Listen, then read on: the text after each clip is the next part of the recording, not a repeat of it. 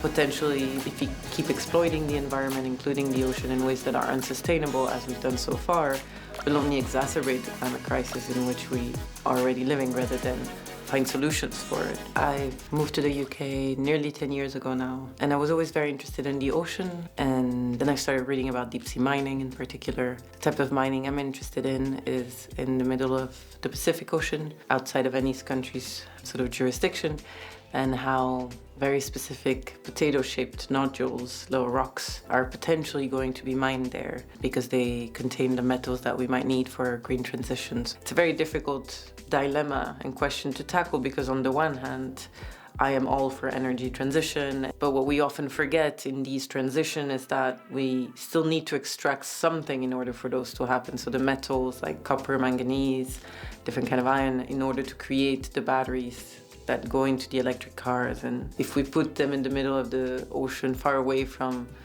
view, is it any better? 1 year in the fellowship, thanks to the funding, I've been able to go to Kingston, Jamaica, where the International Seabed Authority offices are. I was able to sit in and listen to the discussion and try to understand how the seabed and mining it is being perceived and legally encoded. We can understand what are the kind of urgent issues, such as the environmental impact of deep sea mining, but also the potential cultural impacts for Pacific communities who engage with the seabed and the ocean in different ways. Some of the activists there do really interesting work about telling us how the ocean and the seabed is not just part of their culture, but it's part of their family, akin. So thinking about mining it would mean potentially mining a family member. One of the projects I was hoping to create through this fellowship is an alternative map of the seabed. So trying to create a repository where we think about mapping and the sort of colonial past and sort of undoing that by